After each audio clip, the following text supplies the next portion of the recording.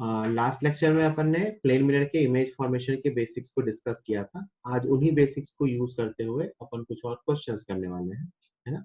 वो क्वेश्चंस भी हैं और कंसेप्ट भी है ना। तो एक छोटी सी हेडिंग यहीं पे लगा लेंगे, image formed by two plane mirrors. Image formed by two plane mirrors, दो प्लेन मिरर से फॉर्म होने वाली image. Image formed by two plane mirrors. इसका सबसे पहला केस हम लेने वाले हैं when mirrors are parallel to each other। Mirrors कैसे हैं, एक दूसरे के पैरेलल है। फिर इसके बाद हम एंगल वाले मिरर भी लेंगे कि दो मिरर एक दूसरे के एंगल पे इंक्लाइन है। बट अभी मैं जो केस लेने वाला हूँ उसमें ये दो मिरर्स एक दूसरे के पैरेलल रखे हुए हैं। अपन सब लोगों ने ये सिचुएशन देख रखी है ना। ये मान लो M1 है, ये मान लो M2 है, इसके बीच में कहीं एक ऑब्जेक्ट रखा हुआ है। ऐसी सिचुएशन सबने देख रखी है क्या? जब मुझे चैट बॉक्स में लिख के बताओ कि आमने सामने दो मिरर हैं, बीच में ऑब्जेक्ट है। ऐसी मिरर, ऐसी सिचुएशन सबने देख रखी है क्या? कहाँ देखी है?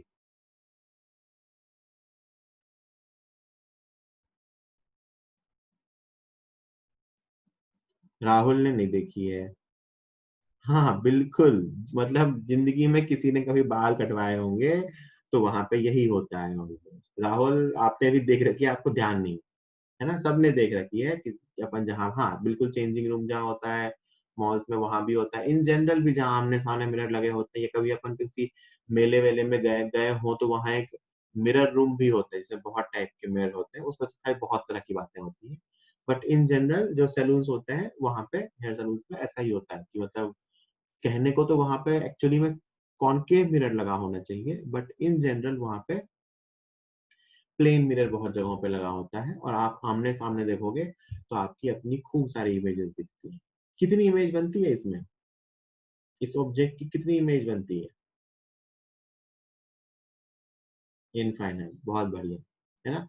अच्छा, किसी ने ऐसा ऑब्जर्व ना किया हो तो आज ही घर घर पे देख सकते हैं। दो प्लेन मिरर ले लेना, या एक मिरर जो सामने लगा हो एक मिरर पीछे ले लेना, और बीच में आप या कोई ऑब्जेक्ट रख दें। ठीक, तो सुनो मेरी बात ध्यान से। तो बनती तो इनफाइनाइट इमेजेस हैं, तो ऑब्वियस सी बात है सारी इमेज के बारे में तो कोई बात नहीं करेंगे। आपसे ना ऐसे क्वेश्चन पूछेंगे कि M1 में पहली इमेज कहाँ बनेगी, M2 में पहली इमेज कहाँ बनेगी, M1 में दूसरी इमेज कहाँ बनेगी, M2 में दूसरी इमेज कहाँ बनेगी। इस टाइप के सवाल आपसे पूछे जाते हैं। जब ये प्लेन मिरर्स एक दूसरे के पैरेलल रखे हुए हैं तो कौन सी इमेज कहाँ बनेगी, कौन से नंबर की इमेज, है ना। ठीक, अब बहुत ध्यान से सुनना। मैंने आपको प्लेन मिरर से इमेज बनने की कुछ प्रॉपर्टीज बताई थी। क्या क्या बताया था? पहला, प्लेन मिरर के सामने जो ऑब्जेक्ट रखा होता है, जो ऑब्जेक्ट की डिस्टेंस होती है वही इमेज की डिस्टेंस होती है। ऑब्जेक्ट आगे है तो इमेज पीछे बनती है उतनी ही डिस्टेंस में परपेंडिकुलर। ठीक है, ये बेसिक फ्रंट पार्ट सबने लिख लिया? जल्दी से लिखो 10 सेकंड में, फिर मैं इसका एक एग्जांपल लूंगा और एग्जांपल के थ्रू ये एक्सप्लेन करूंगा। जल्दी से ये ड्रॉ कर लो, कुछ बेसिक सा हेडिंग है ये। फिर मैं इसका लेके बताऊंगा कि मैं एक्चुअली क्या बताना चाहता हूँ, फिर उसकी एक ट्रिक सिखाऊंगा। डेरिवेशन जो उसका मतलब बता रहा हूँ कि कैसे आता है, वो उसका रीजन है ताकि आप बेसिक सीख पाओ।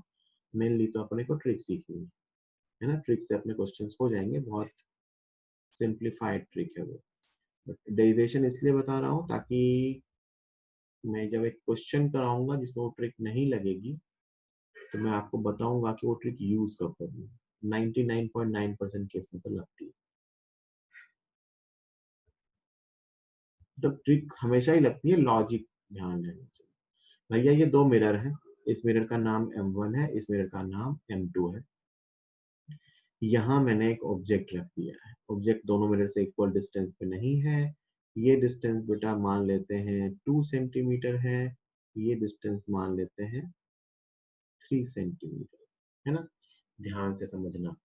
एक चीज तो मुझे समझ में आती है कि जो भी इमेजेस बनने वाली हैं वो सारी इमेजेस इसी लाइन पे बनेगी। मैंने पॉइंट ऑब्जेक्ट लिया है ना सिंप्लीफिकेशन के लिए। सारे इमेजेस इसी लाइन पे बन गए। पहली इमेज बनाने में तो कोई दिक्कत ही नहीं है। पहली, ये ऑब्जेक्ट मिरर M1 से 2 सेंटीमीटर डिस्टेंस पे है, तो इसकी इमेज भी 2 सेंटीमीटर डिस्टेंस पे बनेगी।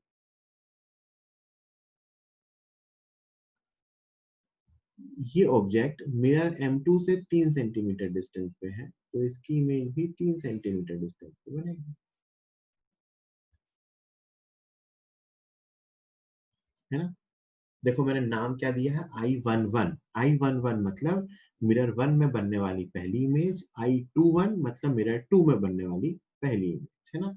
तो पहली इमेज में तो कोई डाउट ही नहीं है, ऑब्जेक्ट 2 सेंटीमीटर आगे है, तो इमेज कहाँ बनेगा, वो मैंने ड्रॉ कर दिया। अच्छा, ये कैसे बनेगा इसको आपको समझना हो ना, तो आप एक बेसिक सा रे ले सकते हो, कोई भी एक रे ले लो, है ना। ये रे मान लो इस ऑब्जेक्ट से आ रही थी, मिरर पे टकराई और ये रिफ्लेक्ट होकर इधर गई, है ना।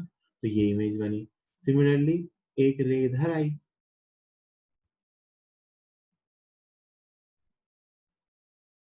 है ना,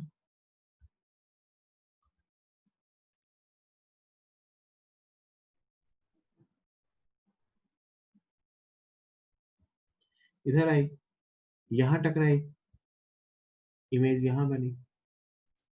अब बहुत ध्यान से सुनना, ये तो मैंने पहली इमेज बना दी। ये क्या बना दी, पहली इमेज। पहली इमेज कैसे बनी, यहाँ से देखो रे ऑफ लाइट आई बेटा, यहाँ टकराई, टकरा के इधर गई, टकरा के इधर गई, तो ये रही इसकी इमेज। यहाँ से रे ऑफ लाइट इधर आई, टकराई, टकरा के इधर गई, तो ये रही इसकी पहली इमेज। अब सुनना, ये लाइट यहां से टकराने के बाद वापस इस मिरर पे आ रही है ना। अभी ध्यान से देखना, ये लाइट अभी इसके लिए इंसिडेंट लाइट है। क्या है, इंसिडेंट लाइट है।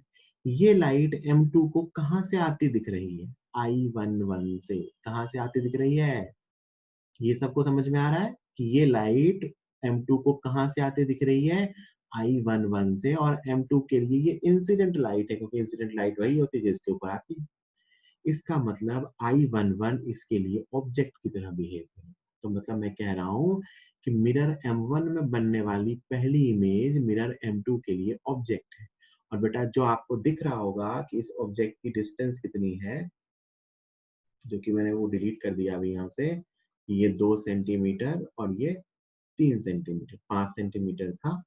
तो जो मैं आपको बता रहा था कि M2 के लिए ये ऑब्जेक्ट है, और इस ऑब्जेक्ट की डिस्टेंस है 7 सेंटीमीटर। कितनी है, यहाँ से ये M2, ये M2 के लिए इंसिडेंट लाइट।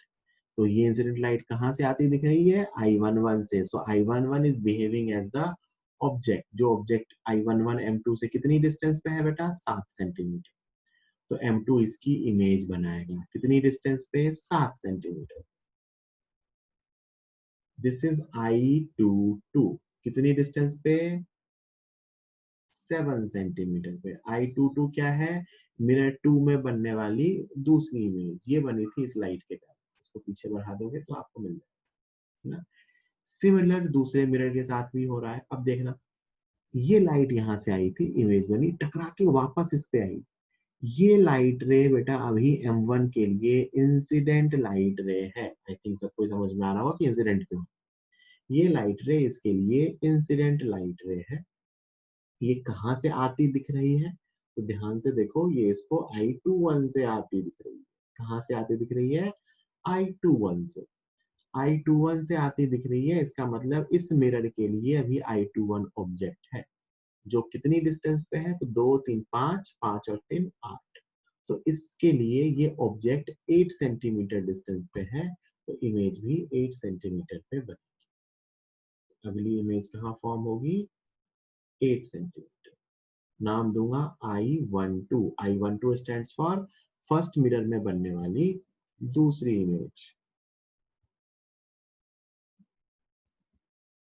है ना। अच्छा, ये फिर से टकराएंगे। ऐसे ही ये लाइट रे ना, आप अगर सोचोगे तो ये लाइट रे ऐसे टकरा के बाहर जाती रहेगी, है ना। ये इमेज कब तक बनती रहेगी, जब तक एक लाइट रे टकरा के दूसरे मिरर पे गिरती रहेगी तब तक एक मिरर का ऑब्जेक्ट दूसरे के लिए सॉरी एक मिरर का इमेज दूसरे के लिए ऑब्जेक्ट बनता रहेगा। एक का इमेज दूसरे का ऑब्जेक्ट, दूसरे का इमेज पहले का ऑब्जेक्ट। ये प्रोसेस कंटिन्यूअसली चलती रहेगी जब तक कि ये लाइट रे कहाँ नहीं चले जाएगी, सिस्टम से बाहर। जैसे इस पार्टिकुलर केस में देखो, ये टकरा के सिस्टम से बाहर चली गई। तो आप कहोगे सर इनफाइनाइट इमेज कहाँ बनेगी? तो दो दो इमेज बनाई और सिस्टम से बाहर निकल गई। यहाँ ये सिस्टम से बाहर निकल गई। अरे ये तो मैंने एक लाइट रे बनाई थी। है कितनी लाइट रे? इनफाइनाइट, है ना। ये तो मैंने काफी लार्ज एंगल वाली लाइट रे बनाई है ताकि आपको साफ साफ दिखे। मान लो एक लाइट रे ये वाली है। बिल्कुल बिल्कुल बिल्कुल, पास पास पास पास पास पास। ये सोचो इनफाइनाइट टक्कर के बाद बाहर जाएगी, है ना। बिल्कुल कम एंगल वाली, ये तो ज्यादा एंगल बना दिया। ऐसे ऐसे ऐसे ऐसे ऐसे ऐसे ऐसे। इसलिए अपन कहते हैं कि इनफाइनाइट इमेज बनती है ना। इनफाइनाइट इमेज क्यों बन रही है? क्योंकि एक मिरर से टकरा के जो रिफ्लेक्टेड लाइट आती है वो दूसरे पे इंसिडेंट होती है। तो the image for one mirror is acting as the object for the second mirror. और ऐसा क्यों हो रहा है? क्योंकि वो रिफ्लेक्टेड लाइट दूसरे पे इंसिडेंट हो, है ना। इमेज की लोकेशन मैंने आपको यहाँ से ऐसे करके देखना बताया कि इसके लिए ऑब्जेक्ट ये था तो इसकी इमेज। अब आप कहोगे कि सर ऐसा क्वेश्चन आएगा तो क्या बार बार इतना रे डायग्राम बना के इमेज ढूंढेंगे? आंसर है नहीं। आंसर क्यों है नहीं? क्योंकि मैं आपको इसके लिए ट्रिक सिखा रहा हूँ। देखना भैया ध्यान से। क्वेश्चन आ जाए ना तो ऐसा M1 M2 लिख लेना। पहली पहली इमेज बना देना। पहली इमेज बनाना सिंपल है। इसमें पहली इमेज बनेगी 2 सेंटीमीटर पे, इसमें पहली इमेज बनेगी 3 सेंटीमीटर। ये मैंने क्या किया? क्या कहा मैंने? ऐसे M1 M2 लिख लेना और पहली पहली इमेज बना लेना। ठीक है। दोनों मिरर के बीच की टोटल डिस्टेंस कितनी है? 5 सेंटीमीटर। 5 सेंटीमीटर ऐसे क्रॉस में ऐड करना, है ना। +5 +5 तो ये बनेगा +7 और ये बनेगा 8। फिर से क्रॉस में ऐड करना, ये बनेगा 12, ये बनेगा 13। देखो ध्यान से। M1 में पहली इमेज कहाँ बनी थी? 2 पे। M1 में दूसरी इमेज कहाँ बनी थी? 8 पे। M2 में पहली इमेज कहाँ बनी थी? 3 पे। M2 में दूसरी इमेज कहाँ बनी थी? 7 पे। मतलब अपने को क्या करना है कि पहली पहली इमेज बनाने के बाद अपने को क्रॉस में मिरर्स के बीच की डिस्टेंस को ऐड करते जाना है। क्यों करते जाना है? आप डेरिवेशन में देखोगे वहां भी यही कर रहे थे। कि मैंने कहा था कि I2 में उसकी इमेज ऑब्जेक्ट है तो मैंने उसकी इमेज डिस्टेंस में मिरर के बीच की डिस्टेंस को ऐड किया। तो अपन इसी ट्रिक से क्वेश्चंस करेंगे। क्वेश्चंस कैसे पूछे जाते हैं? आपको ऐसा दे देगा कि भाई सवाल ये है, बताओ मिरर 1 में तीसरी इमेज कहाँ बनेगी। तो अपन बताते हैं। ठीक है। इसको जल्दी से नोट कीजिए, फिर मैं इसके 1-2 क्वेश्चंस करूँ।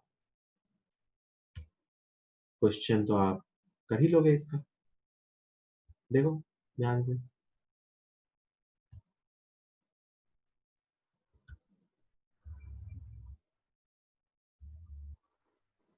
ये 2 मिरर है बेटा, है ना। ये M1 नाम दे देता हूँ, इसका M2 नाम दे देता हूँ। ऑब्जेक्ट कहीं यहाँ रख दिया है। ये डिस्टेंस 5 सेंटीमीटर है और ये डिस्टेंस 2.5 है ना। ये ऑब्जेक्ट रहा। Find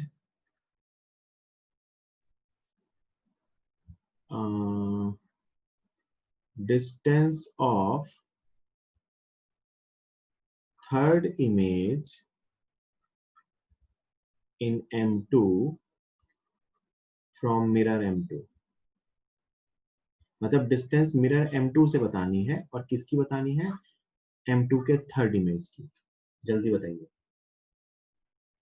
find distance of third image in mirror M2 from M2।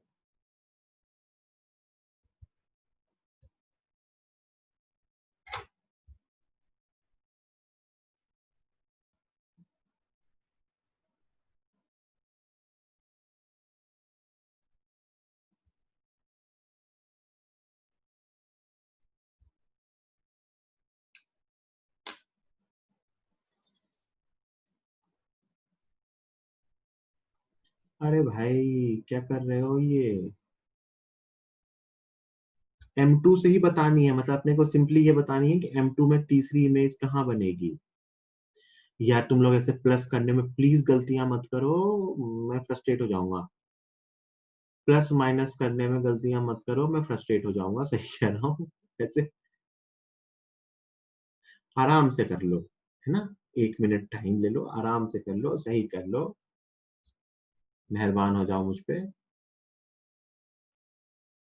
कुछ लोगों ने सही आंसर बताया है, जैसे प्रवीण का आंसर सही था, शिक्षा का आंसर सही था, मयंक का आंसर सही था,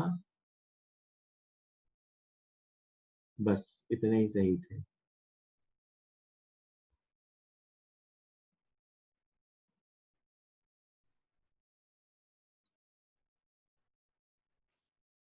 हर्ष का आंसर सही है, सुजल का आंसर सही है, 30 सेकेंड और दे रहा हूँ फिर मैं बता दूंगा। श्वेता का आंसर सही है, तनुश्री का आंसर सही है, शाश्वत का आंसर सही है, नहीं शाश्वत का आंसर गलत है। भाई क्या कर रहे हो तुम लोग यार। पीयूष का आंसर सही है। अच्छा एक चीज का ध्यान रखना, क्लास में दिमाग साथ लेके आना है ना। सृजन का आंसर सही है। देखो, चलो, शाश्वत अब सही है, अरिन सही है। मतलब इसमें ना मुझे यही समझ नहीं आ रहा है कि गलती हुई क्यों, है ना। चलो देख लेते हैं। ये M1 है, अब बिल्कुल अभी यहाँ पहले ध्यान से देखो, ये M1 है, ये M2 है। पहली पहली इमेज M1 में, पहली इमेज यहाँ से 5 सेंटीमीटर पे ऑब्जेक्ट है तो पहली इमेज 5 पे बनेगी। 2.5 पे ऑब्जेक्ट है तो इस पे 2.5 पे बनेगी। ये बना ली पहली पहली इमेज, और दोनों के बीच की डिस्टेंस कितनी है, 7.5। क्रॉस में ऐड करते चलो भाई, इसमें क्रॉस में ऐड करो 7.5 तो कितना हो गया 12.5, इसमें क्रॉस में ऐड करो 7.5 तो कितना आ गया 10। फिर इसमें क्रॉस में ऐड करो 7.5 कितना आ गया 17.5, इसमें क्रॉस में ऐड करो 7.5 कितना आ गया 20। तो ये M1 में बनने वाली इमेजेस हैं और ये M2 में बनने वाली इमेजेस हैं। तीसरी इमेज पूछी थी, ये रहा आंसर। मतलब मुझे इसमें समझ नहीं आ रहा कि तुमने गलती क्या की, मतलब जो भी की होगी आगे मत करना भाई, है ना। तीनों की इमेज बनाई फटाफट, क्रॉस में ऐड करना है, मतलब पहली पहली इमेज बना लेनी है और क्रॉस में ऐड करना है। ठीक है, चलिए अगला question.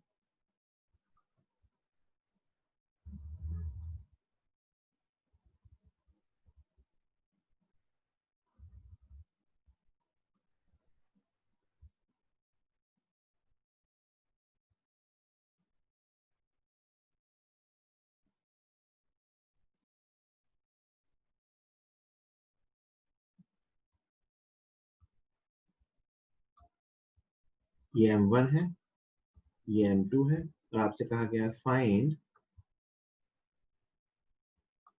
Distance of third image in M1 from object. Find distance of third image in M1 from the object. Solve करो ध्यान से, सही आंसर बताओ, जल्दी मत करना, सही।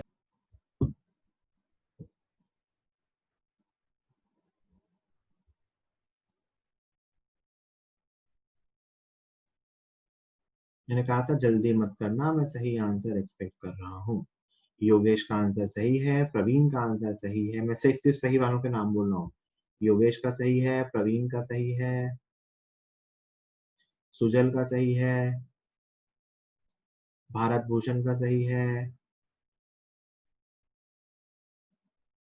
रुचिर का सही है, हर्ष का सही है, नताशा का सही है। और बहुत सारे लोगों ने सॉल्व सही किया है बट उन्होंने क्वेश्चन ढंग से नहीं पढ़ा और उनका आंसर गलत है। शिक्षा अब सही है आपका answer.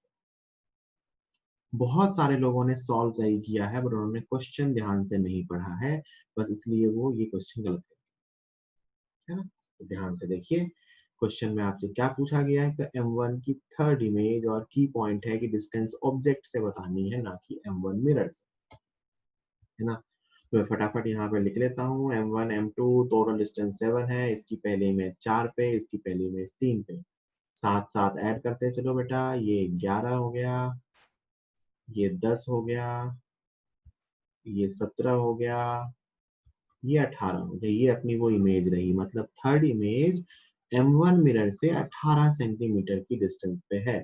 So distance from object, distance from object is equal to 18 plus 4 that is 22 centimetre. Object से डिस्टेंस पूछी थी, इसलिए आपको 4 सेंटीमीटर ऐड करना होगा, तभी सही आंसर आएगा। आलोक बेटा, ये कहां से लाए तुम ये आंसर?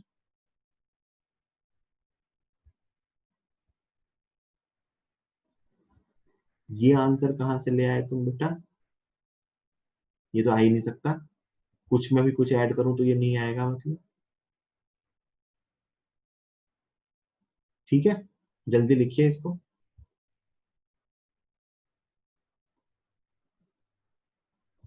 अरे इसको गलती नहीं कहते हैं, इसको पाप कहते हैं। गलती और पाप में अंतर होता है ना? गलती और पाप में अंतर, ये पाप है। चलिए ठीक है, आगे ध्यान रखेंगे। चलो, ये अपन सीख गए। मैंने आपको ये ट्रिक भी सिखा दिया। पहले मैंने आपको इसका कंसेप्ट सिखा दिया, फिर आपको इसकी ट्रिक सिखा दी, और फिर इसके दो एग्जाम्पल दिए। अब मैं एक क्वेश्चन दूंगा, और क्वेश्चन ये होगा, दो प्लेन मिरर ऐसे रखे हुए हैं, ओवरलैप नहीं कर रहे हैं ये, है ना?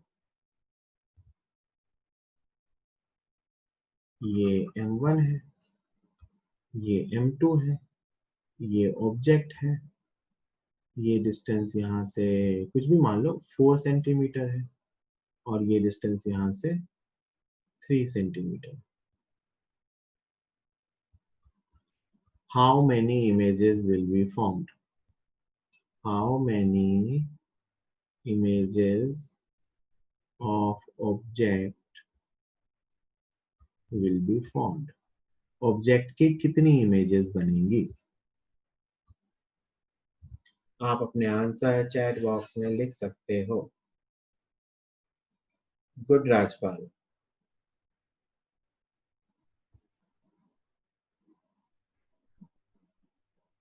मैं ऑप्शंस लिख देता हूँ।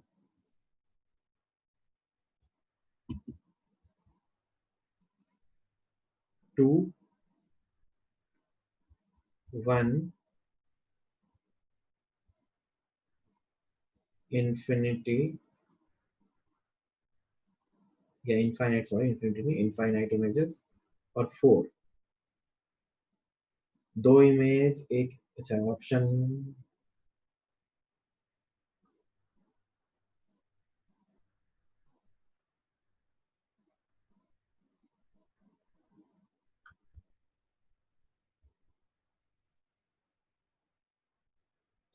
सोचो भाई, सोचने के लिए दिया था। ABCD के टर्म में सोचने के लिए दिया था, सोचो। ऐसे रैंडम तुक्के मत लगाओ। राजपाल ने सबसे पहले आंसर दिया था, उसका आंसर सही था। फिर बस उसका आंसर ही सही था, और एक पीयूष का आंसर सही है, अभी दिया है पीयूष ने। पीयूष का आंसर सही है। देख रहे हो तुम, मतलब ये ऑनलाइन के इस चैट की कमाल है कि तुम्हें पता ही नहीं चल रहा कि सही वाला आंसर कौन सा है, जिसको मैं सही कह रहा हूँ, है ना? राहुल का आंसर सही है, योगेश का आंसर सही है, सृजन का आंसर सही है ना? तो अब मैं बता देता हूँ। ठीक, थोड़ा सा सोचना था आपको इसमें। आंसर फर्स्ट, दो ही इमेज बन पाएगी, इनफाइनाइट इमेज नहीं बन पाएगी। इसको आप तभी सोच पाओगे जब आपको ये पता चलता कि इनफाइनाइट इमेज वहां क्यों बनेगी। ध्यान से देखना, ये इस पे लाइट इधर जो इंसिडेंट हुई बेटा, वो लाइट टकराई और इधर चली गई। ये ऑब्जेक्ट था, इसकी इमेज यहाँ बनी I11 जिसको कहते थे, और ये कितने पे बना? 4 सेंटीमीटर। ये लाइट इधर टकराई और टकरा के इधर चली गई, 3 सेंटीमीटर पे था, तो इमेज 3 सेंटीमीटर है ना। अब ये इमेज, इसके लिए ऑब्जेक्ट, ध्यान से सुनना मेरी बात, ये इमेज इसके लिए ऑब्जेक्ट तब बनती थी जब ये लाइट M2 पे टकराती। बेटा ये लाइट इधर, जो भी लाइट इस M1 पे टकराएगी सब इधर जाएगी, उसी तरह जो भी लाइट यहाँ से M2 पे टकराएगी वो सब के सब नीचे जाएगी। तो वो जो रिफ्लेक्टेड लाइट है वो कभी भी इंसिडेंट लाइट पे जाएगी ही नहीं। सॉरी, एक मिरर की रिफ्लेक्टेड लाइट कभी भी दूसरे मिरर पे इंसिडेंट होगी ही नहीं। तो अगर एक मिरर की रिफ्लेक्टेड लाइट दूसरे पे इंसिडेंट नहीं होगी तो पहले की इमेज कभी भी दूसरे के लिए ऑब्जेक्ट नहीं बनेगी। इसी चीज को सोचने के लिए मैंने आपको वहां पे बताया था कि वहां इनफाइनाइट इमेजेस बन क्यों रही हैं। ये जब वो समझ में आएगा कि वहां इनफाइनाइट इमेज क्यों बन रही है, तो आपको ये भी समझ में आएगा कि यहाँ इनफाइनाइट इमेज क्यों नहीं बन, दो ही बन रही है। अगर मिरर्स में ओवरलैपिंग नहीं है तो दो ही इमेज बनेगी। मिरर्स में ओवरलैपिंग होगी तो अपन कहेंगे कि थोड़ी सी भी ओवरलैपिंग हो जाए तो अपन कहेंगे कि इनफाइनाइट इमेजेस बनेगी। आई थिंक सबको क्लियर है ना। जल्दी से इसका डायग्राम बना लो, 30 सेकंड दे रहा हूँ, फिर मैं अगला क्वेश्चन।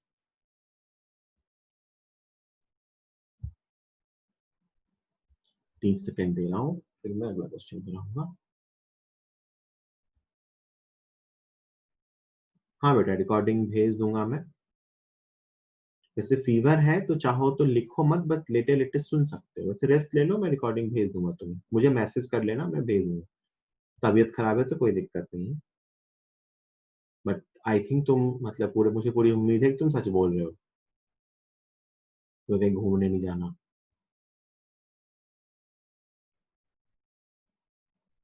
कैसे भी आ सकती है बेटा, एंगल ऑफ इंसिडेंस 0 से लेके 90 तक कुछ भी हो सकता है।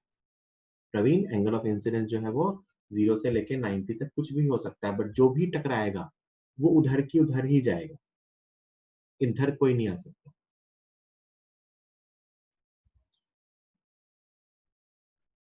इमेजेस ज्यादा क्यों होगी बेटा, इसको समझो ना। इधर जो भी लाइट टकराएगा वो कभी भी टकरा के जाएगा तो इधर ही ना। इधर कैसे आ सकता है, टकरा के कोई लाइट इधर वापस नहीं आ सकती ना। जो भी टकराएगी टकरा के हमेशा दूर की तरफ जाएगी ना। ड्रॉ करके देखना। ठीक ठीक बेटा, कोई दिक्कत नहीं है ना, ड्रॉ करके देखना, है ना? चलो, अब अभी अपने कौन सा केस लिया था, जब मिरर्स कैसे हो, पैरेलल। तो अब दूसरा केस ले रहे हैं, when two plane mirrors are inclined at some angle,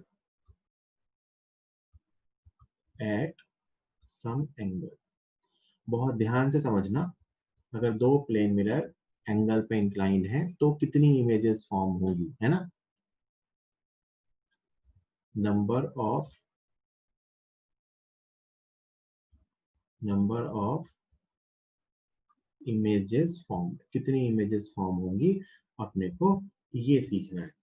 इसका मैं आपको सिंपल सा फॉर्मूला बताऊंगा कि इस फॉर्मूले से करेंगे, बट एक क्वेश्चन इसमें करेंगे, इस क्वेश्चन के थ्रू समझेंगे कि इमेजेस बन कैसी रही हैं। ये सबसे इंपॉर्टेंट क्वेश्चन होता है इसमें, तो अपन इसको डिस्कस करेंगे, है ना। कि दो प्लेन मिरर अगर 90 डिग्री पे रखी हो तो कितने इमेज बनेंगे, ये मैं आपको बना के बताऊंगा। ध्यान से देखना, सब लोग ध्यान से समझना। M1 M2, है ना, दो प्लेन मिरर अगर 90 डिग्री पे हैं तो कितनी इमेजेस बनेंगी, अपने को ये बताना।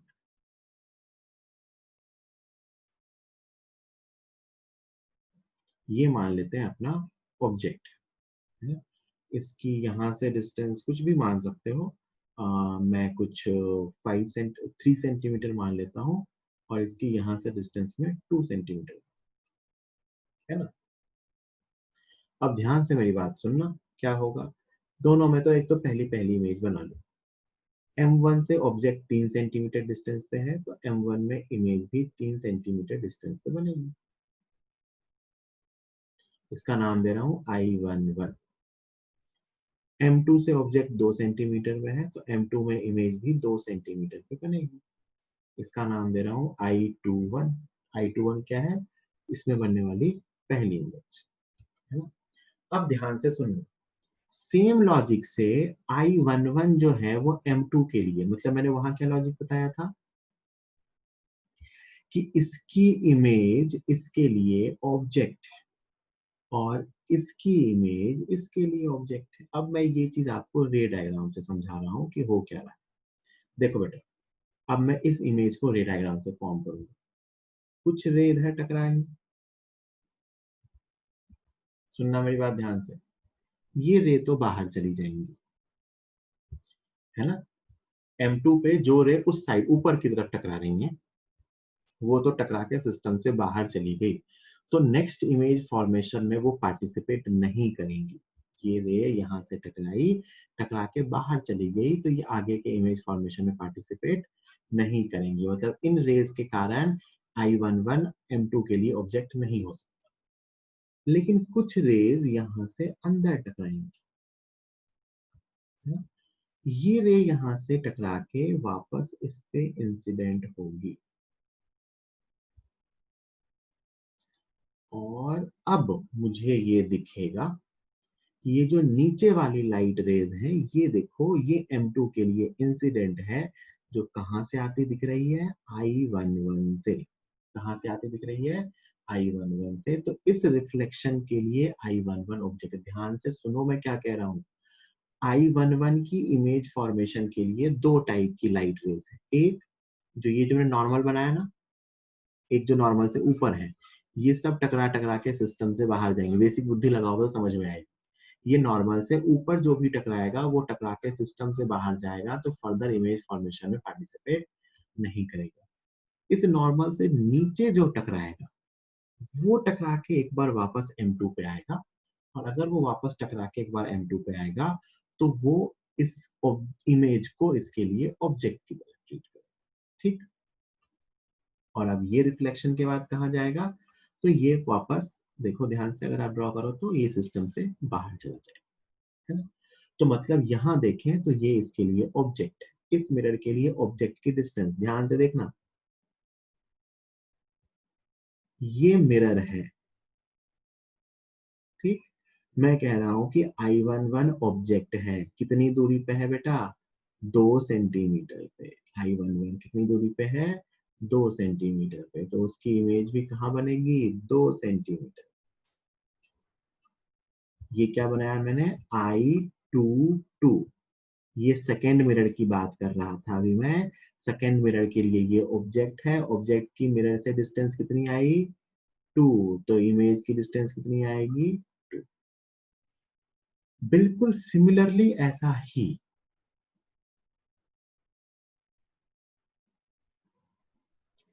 ये जो इमेज फॉर्म हुई थी, इसके लिए जो ये वाली लाइट रेज है ये सिस्टम से बाहर चली गई, और जो अंदर लाइट रेज आएंगी वो टकरा के इमेज बनाएंगी, है ना, ठीक। यहाँ से, ये यहाँ से आई थी, मैं अलग अलग कलर से बना रहा हूँ आपको समझाने के लिए, और इसने टकरा के ये इमेज बनाई, और फिर ये यहाँ से इस मिरर पे गई, और ये फिर बाहर गई। तो इन लाइट रेज के कारण ये I21 जो था ये M1 के लिए ऑब्जेक्ट बन गया, है ना। मतलब वापस कंसेप्ट वही है कि मिरर 1 की इमेज मिरर 2 के लिए ऑब्जेक्ट थी, मिरर 2 की इमेज मिरर 1 के लिए ऑब्जेक्ट। आपको डायग्राम साफ साफ दिखता रहे, इसके लिए मैं ये जो मैंने ब्लू वाला अभी बनाया था ये मैं हटा दे रहा हूँ,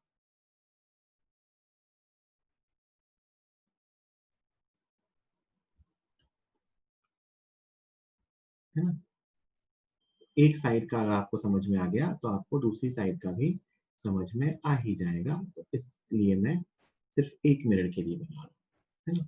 तो सेम कंसेप्ट से आप ध्यान से देखो, तो ये जो ऑब्जेक्ट था I21, ये इमेज, ये इसके लिए ऑब्जेक्ट है कितनी सेंटीमीटर डिस्टेंस पे, 3 सेंटीमीटर डिस्टेंस। ये M1 से किससे रिफ्लेक्शन देख रहे हैं आप, M1 से। तो मैंने क्या बोला, 2 की पहली इमेज इसके लिए ऑब्जेक्ट है, ऑब्जेक्ट कितनी सेंटीमीटर दूर है, 3 सेंटीमीटर, तो इमेज भी कितनी सेंटीमीटर दूर बनेगी, 3 सेंटीमीटर। बेटा पता है जादू की बात यह है ये इमेज भी उसी पॉइंट पे बन गई I12, मतलब I22 और I12 एक ही पॉइंट पे बनी है। अब और कोई फर्दर इमेज नहीं बनेगी, सारी रे बाहर चली गई।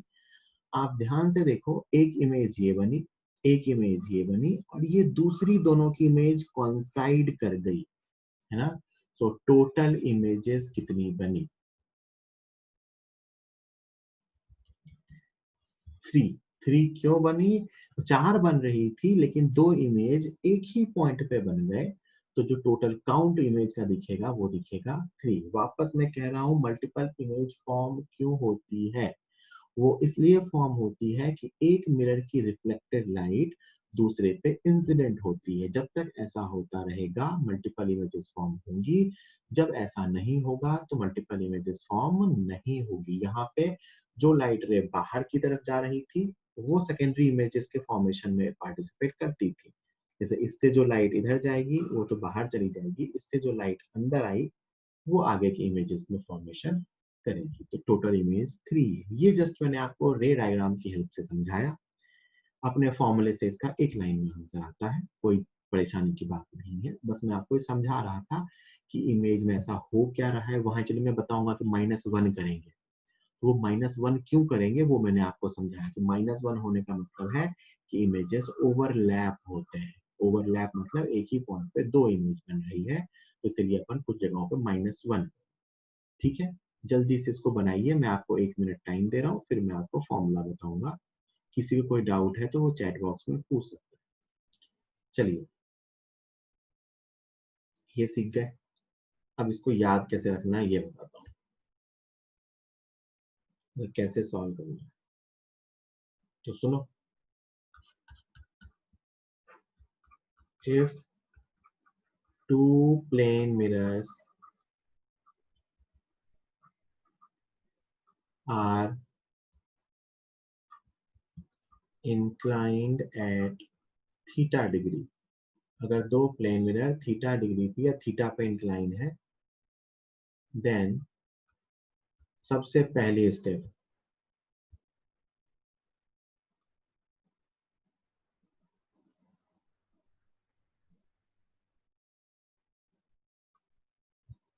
एट थीटा, देन स्टेप 1, मैं स्टेप वाइज दिखा रहा हूं, ऐसे ही करना है। स्टेप 1, फाइंड, अच्छा ये थीटा डिग्री में है ना, 360 डिग्री अपॉन थीटा। सबसे क्या पहले फाइंड करना है? 360 डिग्री अपॉन थीटा। ये स्टेप 1 है। स्टेप 2, अच्छा बेटा सबसे पहली बात क्या है ना कि 360 डिग्री अपॉन थीटा जो अपने केस में आना चाहिए, अच्छी बात है कि वो इंटीजर आना चाहिए। इंटीजर नहीं आया ना तो अपन अगला क्वेश्चन करेंगे, है ना। 360 डिग्री बाय थीटा अगर इंटीजर नहीं आया तो वो क्वेश्चन बहुत डिफिकल्ट है, उसको करने में बहुत टाइम जाएगा, तो वो क्वेश्चन अपन उस टाइम पे वो नहीं करेंगे, आता भी नहीं है। Step 2, if 360 degree upon theta, अब ये इंटीजर आया, पॉजिटिव तो आएगा ही, ऑब्वियस सी बात है, इंटीजर आएगा, है ना, मतलब या तो ऑड आएगा या तो इवन आएगा। if 360 degree by theta is odd, odd आ गया मान लो, है ना, 360 by थीटा कितना आ गया? ऑड। तो क्या करेंगे, जल्दी बताओ। देन ये पहले चलो इवन वाला बता देता हूँ, उसमें बेटर है। if 360 degree on theta is even, then number of images, कितनी इमेज बनेगी? 360 डिग्री बाय थीटा -1, मतलब जो आपका ये नंबर कैलकुलेट आया उसमें से एक कम, मतलब n, अगर इसको मैं कुछ x कह दूं तो अपना n कितना आएगा? x -1। अगर ये इवन आ गया तो आंसर क्या होगा? x -1। जैसे एक जो पिछला क्वेश्चन किया था, इसका प्रूफ मत पूछना, ये उसी लॉजिक से आता है। -1 क्यों हो रहा है? क्योंकि ओवरलैपिंग हो रही है, एक तरह की सिमेट्री है ना। इवन आने का मतलब, जैसे पिछले क्वेश्चन में याद करो, एंगल 90 डिग्री था, तो 360 अपॉन 90 क्या आएगा? 4। 4 कैसा नंबर है? इवन। इवन आ गया तो आंसर क्या था? 4 - 1 = 3, है। अगर इवन है तो काम हो गया और कुछ सोचना ही नहीं है, इवन है तो आंसर x-1 है ना। If 360 degree by theta is odd, अगर ये ऑड है तो हमें चेक करना पड़ेगा। क्या चेक करना पड़ेगा? दो में से कुछ भी एक हो सकता है ना। If object is at is not at angle bisector, if object is not at angle bisector, अगर ऑब्जेक्ट एंगल बाइसेक्टर पे नहीं है तो नंबर ऑफ इमेजेस x के बराबर ही होंगी। x क्या कैलकुलेट किया है? ये नंबर है ना। और if object is at angle bisector n equal to x-1। मैं वापस रिपीट कर रहा हूं, बहुत ध्यान से सुनना, कैसे याद रखना है। मैं एक स्टेटमेंट बोल रहा हूँ, किसी भी तरह की सिमेट्री अगर दिखने लग जाए तो अपन कहेंगे कि -1 होगा। सिमेट्री कैसे कैसे दिख सकती है? तो इवन के टर्म में, इवन नंबर ऑफ इमेजेस, या फिर आप कहो तो एंगल बाइसेक्टर पे रखा। सुनना ध्यान से, सबसे पहली स्टेप क्या है? 360 बाय थीटा कैलकुलेट किया। दूसरा, अगर 360 बाय थीटा इवन है तो आंसर x-1 होगा और कुछ नहीं सोचना है। इसमें एंगल बाइसेक्टर नहीं सोचेंगे, इवन है तो आंसर x-1 होगा।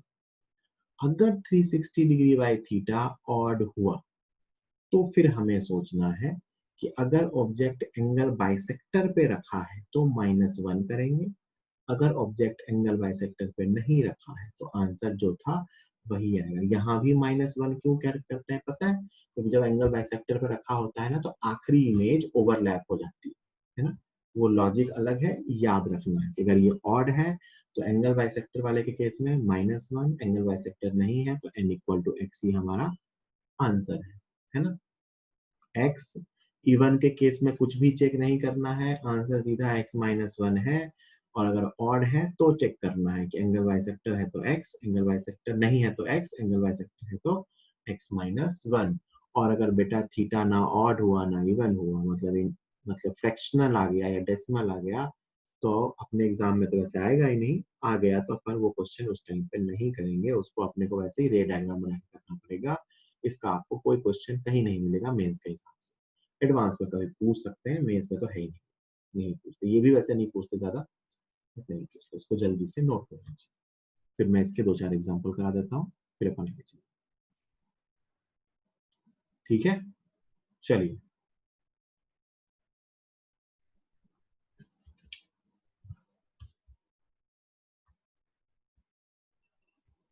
अब मैं कुछ क्वेश्चन एक साथ दे रहा हूँ।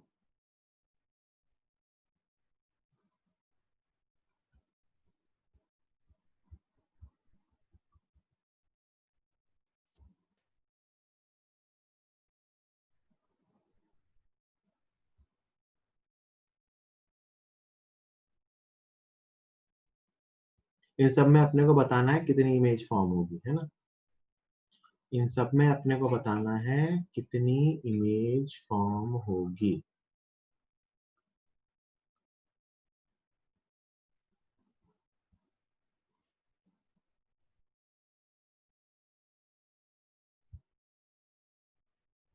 मैं क्वेश्चन नंबर्स लिख रहा हूँ, ये क्वेश्चन नंबर 1 है, ये क्वेश्चन नंबर 2 है। आपको सबके आंसर चैट बॉक्स में लिख के देने एक साथ।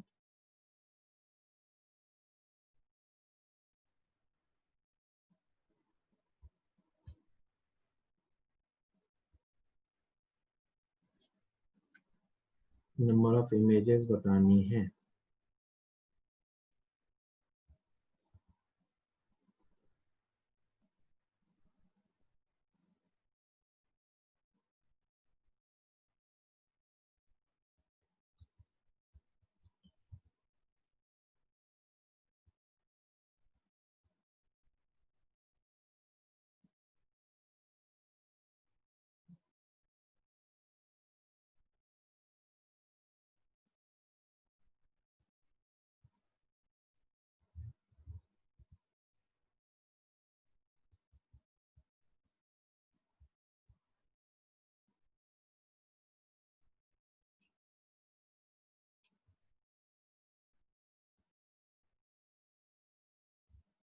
ये 4 सवाल है, ये चारों में आपको नंबर ऑफ इमेजेस बतानी है।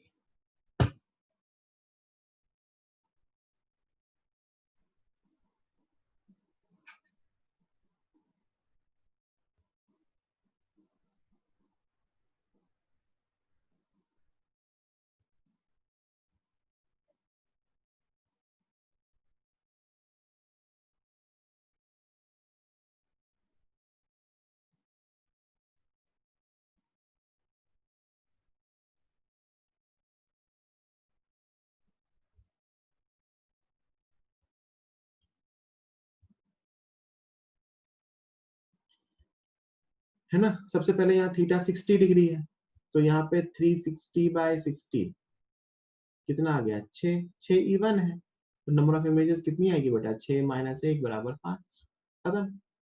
यहाँ पे भी 60 डिग्री है, तो 360/60 कितना आया, 6। Number of image 6 - 1 = 5। इवन के केस में एंगल बाइसेक्टर नहीं चेक करते हैं, इवन के केस में एंगल बाइसेक्टर से हमें कोई मतलब नहीं है, इवन है -1 होगा।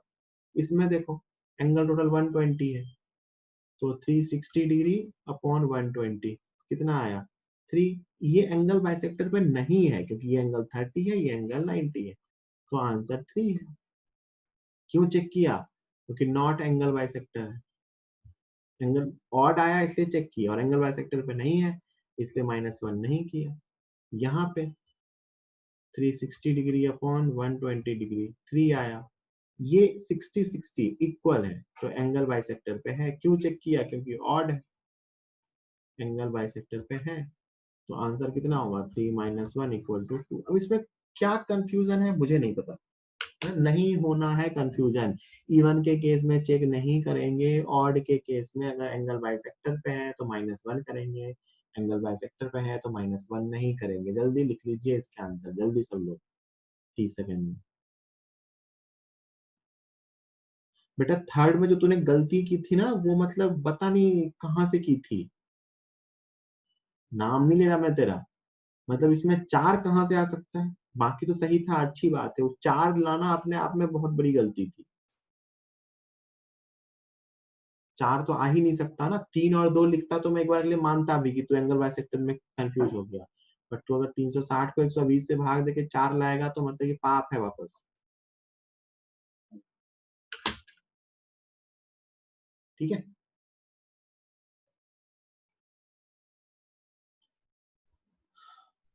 जल्दी सब लोग लिख लो आंसर। तो ये अपना था कि अपने को अगर 2 प्लेन मिरर दिए हुए हैं तो 2 प्लेन मिरर से कितनी इमेज फॉर्म होती है, नंबर ऑफ इमेजेस बताना एंगल पे हो तो, और साथ साथ ये बताना कि अगर दोनों प्लेन मिरर पैरेलल है तो इमेज कितनी कितनी डिस्टेंस पे बन रही है। ठीक है, कितना रहेगा, अभी है अपने पास 10 मिनट। ठीक है, फिर मैं एक दो कुछ प्रॉपर्टीज बता रहा हूँ प्लेन मिरर की, वो सीखते हैं, क्वेश्चन भी कह सकते हो, है ना, प्रूफ करना है actually. Prove that if mirror is fixed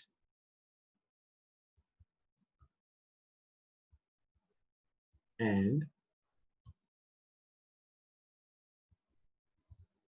incident light is rotated by theta. Prove that if mirror is fixed and incident light is rotated by theta in the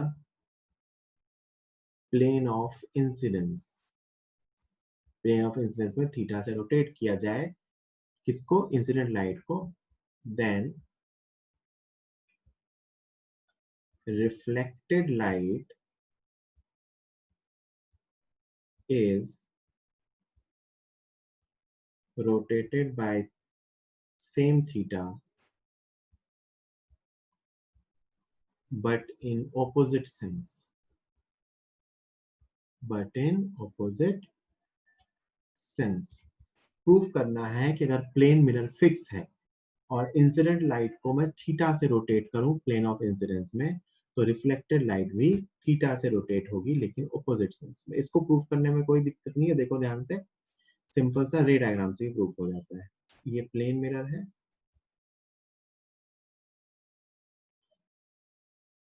ये इंसिडेंट लाइट है ना, पहले की कहानी बना रहा हूँ, तो ऑब्वियस सी बात है ये रिफ्लेक्टेड लाइट है। ये एंगल ऑफ इंसिडेंस है, ये भी आई के बराबर आ जाएगा। अब मैं कह रहा हूँ कि इंसिडेंट लाइट को रोटेट किया गया थीटा एंगल से, प्लेन ऑफ इंसिडेंस में ही, तो इंसिडेंट लाइट को ना यहाँ से यहाँ ले गए, है ना, इस सेंस में रोटेट किया। कितने एंगल से? थीटा से। अब बेटा सोच के देखो, नॉर्मल तो सेम रहेगा, तो नॉर्मल किसका है? मिरर का। अब एंगल ऑफ इंसिडेंस कितना हो गया? आई प्लस थीटा। तो एंगल ऑफ रिफ्लेक्शन कितना होगा? आई प्लस थीटा, है ना। तो ये इस तरफ रोटेट हो गया। आप ध्यान से देखो हुआ क्या, एक्चुअली नॉर्मल चेंज तो हुआ नहीं, दिस इज द नॉर्मल। ये पहले इंसिडेंट लाइट थी और ये रिफ्लेक्टेड लाइट थी, एंगल ऑफ इंसिडेंट आई था। अब मैंने कहा कि मैंने इंसिडेंट लाइट को आई से रोटेट कर दिया, तो थीटा से, तो ये एंगल थीटा ऐड हो गया, तो अब ये पूरा इंसिडेंट एंगल कितना है? आई प्लस थीटा। जितना इंसिडेंट एंगल होता है उतना ही रिफ्लेक्टिंग एंगल होता है, तो ये हो गया अपना आई प्लस थीटा। तो ये अगर रिफ्लेक्टेड लाइट थी तो रिफ्लेक्टेड लाइट भी कितने से रोटेट हो गई? थीटा से। और जो मैंने कहा था by the same angle but in opposite sense, ध्यान से देखो, ये अगर मैं कहूँ कि एंटी क्लॉकवाइज रोटेट हुआ है तो ये क्लॉकवाइज रोटेट हुआ है। तो ये प्रॉपर्टी है, जनरली कई बार काम आती है या कई बार लिख के पूछ लेते हैं, तो ध्यान रहना चाहिए। कुछ खास है नहीं इसमें, जल्दी इसको लिख लीजिए। अगला क्वेश्चन, या मैं कहूँ तो अगला कंसेप्ट, एक ही बात है, इसी टाइप का एक प्रूफ करने का सवाल है, ध्यान से सुनना। उसमें ऐसा कहते हैं कि if incident light is kept fixed, अगर इंसिडेंट लाइट को फिक्स रखा गया, and mirror is rotated by theta, then reflected light is rotated by 2 theta in the same sense. Then reflected light is rotated by 2 theta in the same sense. ठीक है, अब सुनना ध्यान से। ये आपने खूब किया है, अपन बचपन में खूब करे थे ना, कि मिरर हाथ में लेके सनलाइट को ऐसे अपन हल्का से मिरर मूव कराते थे, तो सामने वाले के चेहरे पे या सामने वाली दीवार पे वो लाइट ऐसे रिफ्लेक्ट होती थी। तो ये उसी चीज को अपने को प्रूव करना है कि अगर इंसिडेंट लाइट को मैं फिक्स रखूं, क्योंकि सन से आने वाली इंसिडेंट लाइट आपके मिरर पे फिक्स थी, आप मिरर को रोटेट करते थे तो उसकी इमेज बहुत तेजी से ऊपर नीचे जाती थी। ये सब अपन ने बचपन में खेल लिया है ना। अब ध्यान से देखो, मैं इसको प्रूव करूंगा। सिंपल, कोई कैलकुलेशन नहीं होती, रे डायग्राम से प्रूव करना। ठीक, पहले के डायग्राम को ब्लैक से बना रहा हूं, तो ये पहले का मिरर, ये पहले की इंसिडेंट लाइट, ये पहले का नॉर्मल, और ये पहले की रिफ्लेक्टेड लाइट। पहले वाले चीजों को मैंने ब्लैक कलर से ड्रॉ किया है, ये एंगल ऑफ इंसिडेंस, ये एंगल ऑफ रिफ्लेक्शन जो आई के इक्वल होगा, है ना।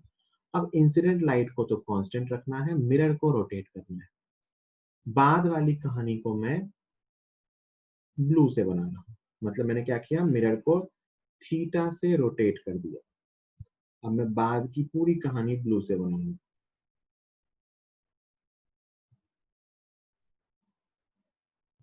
है ना। ये बाद का मिरर क्या हुआ, यहां से यहां कितने एंगल से रोटेट हुआ? थीटा से। बेटा आप सोच सकते हो मिरर का जो नॉर्मल होगा, नॉर्मल वो मिरर का परपेंडिकुलर है, तो अगर मैंने मिरर को रोटेट किया है तो उसका नॉर्मल भी थीटा से रोटेट हो गया होगा।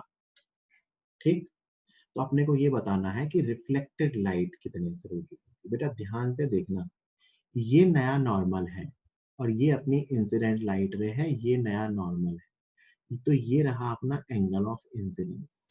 क्या रहा ये?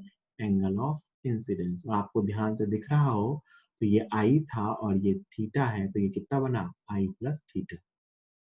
New angle of incidence is i plus theta. Normal से आई प्लस थीटा एंगल। तो जो रिफ्लेक्टेड लाइट बनेगी, ब्लू से बनाऊंगा उसे मैं, ये नॉर्मल है ना, वो भी नॉर्मल से कितने एंगल पे बनेगी बेटा? I plus theta. क्योंकि लॉ ऑफ रिफ्लेक्शन कहता है कि angle of incidence equal to angle of reflection. ये एंगल ऑफ इंसिडेंस था आई प्लस थीटा, तो angle of reflection I dash यहाँ भी क्या आएगा? आई प्लस थीटा, है ना। अब आपको ये देखना है कि ये एंगल कितना होगा। कौन सा एंगल पूछा था आपने? कि रिफ्लेक्टेड लाइट कितने से घूमेगी। ये एंगल अगर आप ध्यान से देख पा रहे हो तो ये एंगल 2 थीटा है। कैसे है 2 थीटा? अगर आपको दिख गया हो तो अच्छी बात है, वरना ध्यान से देखिए। ये एंगल यहां से यहां थीटा, और ये एंगल यहां से यहां आई प्लस थीटा। इसको लेजर से ले लेते हैं। ये एंगल यहां से यहां थीटा, और ये एंगल यहां से यहां आई प्लस थीटा। तो ये पूरा यहां से यहां एंगल कितना हो गया बेटा? I plus 2 theta. कितना हो गया? आई प्लस 2 थीटा। और मुझे ये एंगल चाहिए था, तो उसमें से ये माइनस करेंगे, तो ये एंगल कितना है? आई। मतलब पुराने नॉर्मल के साथ पूरा एंगल है आई प्लस 2 थीटा। ये एंगल है आई, तो ये एंगल कितना बचा? 2 थीटा। जब इसको खुद से बनाओगे, एंगल खुद से देखोगे तो ज्यादा बेटर समझ में आएगा। इसको ड्रॉ कीजिए, है ना। तो यहाँ से ये प्रूफ होता है कि अगर मैं मिरर को थीटा से रोटेट करता हूँ तो रिफ्लेक्टेड लाइट 2 थीटा से रोटेट होती है। ये चीज याद रखनी है। और यहाँ से एक बात और कहते हैं, मैं पिछली स्लाइड पे लिख रहा हूँ वापस, कि इफ मिरर हैज, थीटा से रोटेट कर रहे हैं ना, angular velocity omega, angular velocity omega, then reflected light will have 2 omega. मतलब थीटा का 2 थीटा, तो ओमेगा का भी 2 ओमेगा। सब लोग इसको जल्दी से ड्रॉ कीजिए, एक बार खुद से फिर से ड्रॉ करके बनाइए कंसेप्ट। अभी तो इसको ऐसे ड्रॉ कर लीजिए, स्क्रीनशॉट लेना है स्क्रीनशॉट ले सकते हो, बट इसको आपको खुद से वापस एक बार ड्रॉ करके बनाना है। मैंने क्या किया, पहले वाली सारी चीजें ब्लैक से बनाई हैं। पहले का mirror, incident light, reflected light, normal. मैंने रोटेट किया, बाद का मिरर, मिरर का नॉर्मल, रिफ्लेक्टेड लाइट मैंने ब्लू से बनाई। नॉर्मल थीटा से घूम गया तो angle of incidence I plus theta हो गया। एंगल ऑफ रिफ्लेक्शन भी आई प्लस थीटा होगा, बट नॉर्मल खुद थीटा पे था, तो टोटल जो एंगल है वो आई प्लस 2 थीटा हो गया पुराने नॉर्मल के साथ। आई पहले का एंगल था, तो कितने एंगल से रोटेट हुआ वो? 2 थीटा के एंगल से। ठीक है, आज अपन इतना ही पढ़ने वाले हैं। किसी को कुछ पूछना हो तो वो चैट बॉक्स में पूछ सकता है। पहले इसको ड्रॉ कर लो या स्क्रीनशॉट ले लो।